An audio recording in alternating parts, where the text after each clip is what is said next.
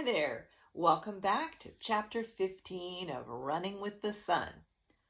Saturday morning, I woke up feeling relieved about our talk with Mom and Dad, but I still wanted to talk to Mom about a few other worries. Good thing it was Saturday morning. That's Saturday tea, when Mom and I walked to an unusual cafe called Tile and Teacup. We always try out a new tea made from herbs and fruit, and maybe a tart, which they serve on a tile. The walls and tabletops are decorated with one-of-a-kind art tiles painted by the owners, so I also call it the Art and Tart Cafe. The cool thing is that you can make your own tile. They have paints and markers and stencils and everything. Mom and I go there for some together time to catch up on what's been happening. But one of these days, maybe even for my birthday, we'll have our ideas ready and paint some tiles. It was a Saturday before the Jamboree. My head felt overstuffed with questions for Mom. Some of these were connected, like a thread wrapped round and round a spool. The end of the thread that I was catching hold of now, well, it had something to do with my name and my nickname, feeling jealous of Sydney, and wondering why I hadn't learned to ride a bike when I was little, like everybody else. These made a strand that went back and round and round. I suspected that knowing what was back there, closer to the spool, would help me understand my feelings now. I'd saved up all these questions until we got to Tile and Teacup. I wanted to unravel this mystery thread without Sam there popping off with comments like a wacky jack-in-the-box. Mom ordered a cup of cinnamon clove and orange tea. I chose a glass of iced coconut peppermint with raspberry. We lucked out and got to sit at my favorite table, the one with the 3 dream-themed tiles on the top. A tabby cat and a girl in silver pajamas lounge on a 4-poster bed, pulled through the air by a flying unicorn. One tile shows them flying over a waterfall, another over the ocean, and the third over a pyramid. The cat is even flying a kite over the ocean. This time, though, I was having trouble imagining myself on the 4-poster with them like I usually do. Too distracted, wondering how to put my spool of thoughts into words. "You look ready to burst, Rachel," Mom said. "What's on your mind this morning?" "Well, Mom, how come? No, Sam thinks... Wait, what if..." I tried, but I just couldn't seem to get it started. "Okay, it's about Sydney, but not really Sydney," I exclaimed. "What about not Sydney?" Ever since I learned about Rachel Carson and gave my speech, I've wanted to be called Rachel. But then Sydney made fun of me for my nickname. Now it looks like I don't want to be called Squirrel anymore because I'm embarrassed. And since I've wanted to learn how to ride a bike after seeing Sydney riding hers, then it looks like I'm just a copycat. Or like Sydney's having too much influence on me. And why didn't I learn to ride a bike when I was little, like Sam?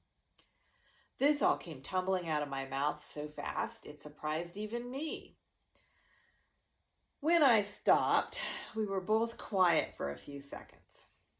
"Wow," Mom said, "that's a lot." "Yeah, and what does it mean if I'm jealous of Sydney's bike, even though I don't like her one bit?" "Emotions can be mysterious sometimes," Mom said. "Can they make you want to bite something? I could really chomp into a tart right now," I said.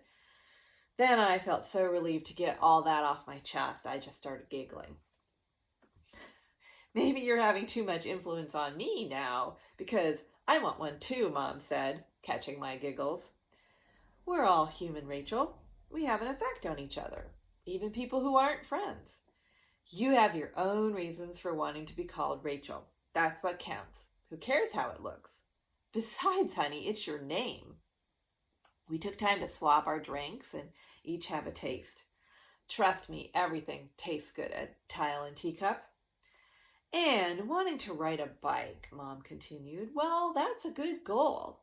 What if you were just ready for a new challenge and it just happened to be a bike ridden by another girl your age that made you notice it? Yes, but Rachel, if you decided not to ride a bike because it might seem like Sydney was influencing you, then wouldn't Sydney actually be influencing you? Mom, I know. I've already thought of that. That's what's driving me crazy. One word, Mom said, lowering her voice. Huh? Pride. Explain, please? Well, we all want to make our own decisions and be in charge of our feelings, right? That's natural. But when something outside us seems to nudge us, it can be a blow to our pride. We're afraid we'll look like followers instead of leaders, maybe? Is that why it's such an insult to be called a copycat, I asked. I was having to swallow my pride a little when I would rather be swallowing a tart. Probably. But if something is enjoyable to do, then why wouldn't more than one person want to do it? It isn't as though Sydney invented biking and then you just copied her. Well, when you put it that way, I said, I feel better about wanting a bike. Would it be possible to get one? You do have a birthday coming up, Mom said, and you do need to have something to count for PE, so we could consider that. What? We have to do homeschool PE? Yes, and I'd also like you to find something to do as part of a group or a team sport, too. This was news. Climbing trees and jumping rope was not going to be enough. But we still haven't gotten to the question of why you didn't learn to ride a bike sooner, Mom said. I really, truly want to know about that, I replied, but can we talk about it over tarts? Which we did. Yum! Mom got her favorite, chocolate hazelnut, and I ordered a cherry tart. Super delicious. Mom's theory was that it was a pride thing again.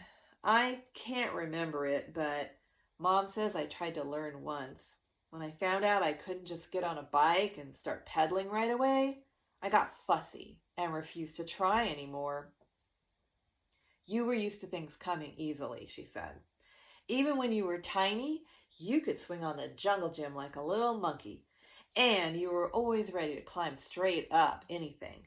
Even the slanted side of a building once. She laughed and then leaned forward and spoke in a low voice. You refused to use a bike with training wheels.